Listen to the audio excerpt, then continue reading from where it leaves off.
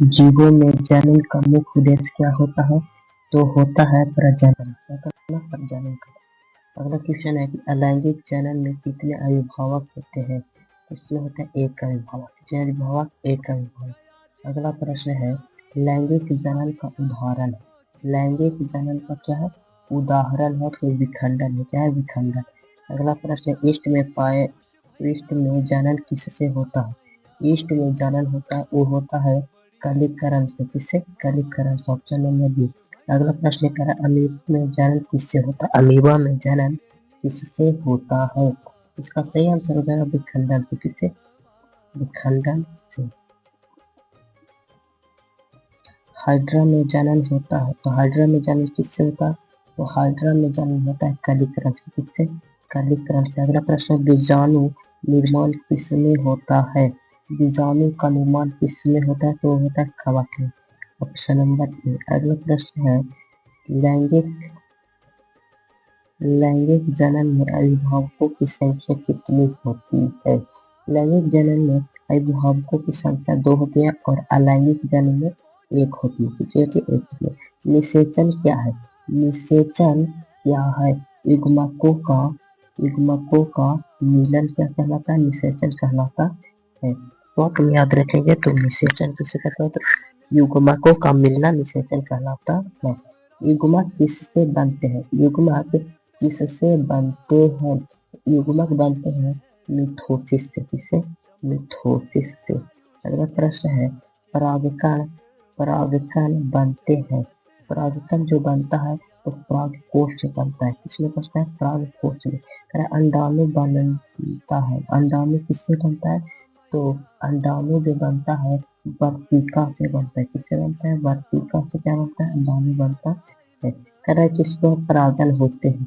स्वपरागन कैसे होते हैं? तो स्वपरागन कहाँ पे होता है? तो स्वपरागन जो होता है एक ही फूल में होते हैं। कहाँ होते हैं? एक ही फूल में होते हैं।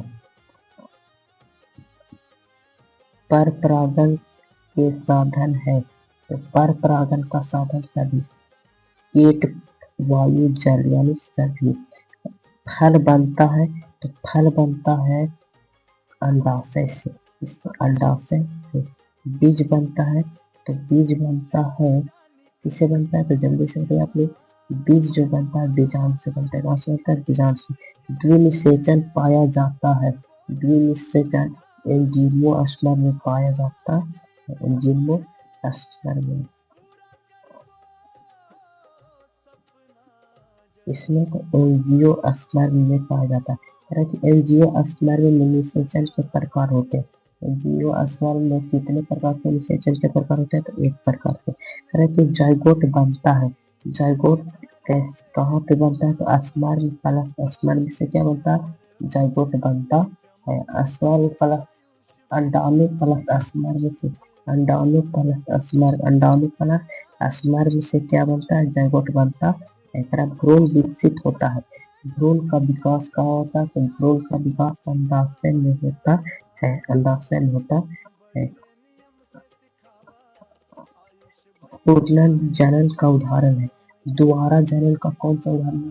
तो हाइड्रा और प्लेनेरिया। हाइड्रा और प्लेनेरिया यानी दोनों। कह रहा है कि ये वनस्पति जनन है। वनस्पति जनन कैसा होता है?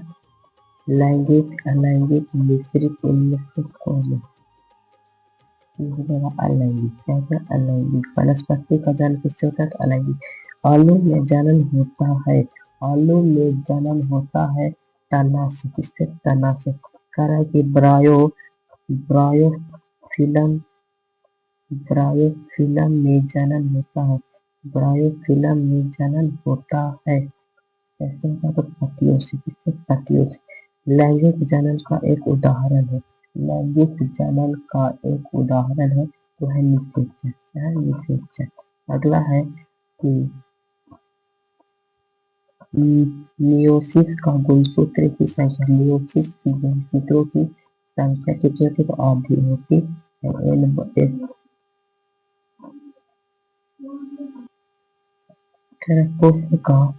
पुष्प का नर भाग कौन सा है? तो पुंकेसर। पुष्प का नर भाग पुंकेसर।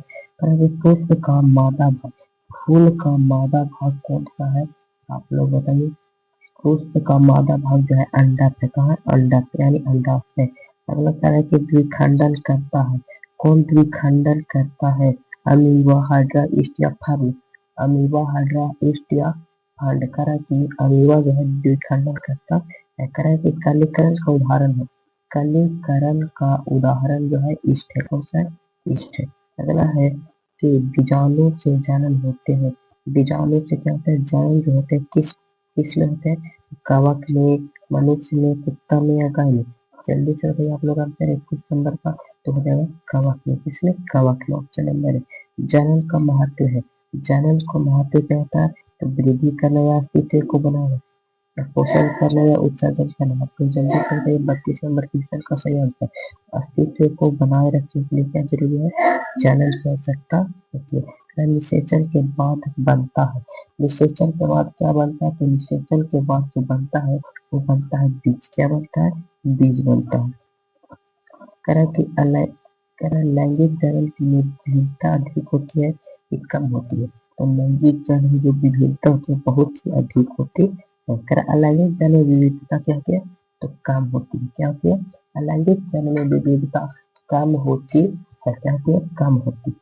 चलिए आप लोग याद रखिएगा। चलिए अगला प्रश्न से, अगला नंबर प्रश्न है 36 नंबर की, कलीकरण पाया जाता है, यानी कलीकरण किसमें पाया जाता है? तो कलीकरण जो है ईस्ट में पाया जाता है। किसमें पाया जाता है? ईस्ट में पाया जाता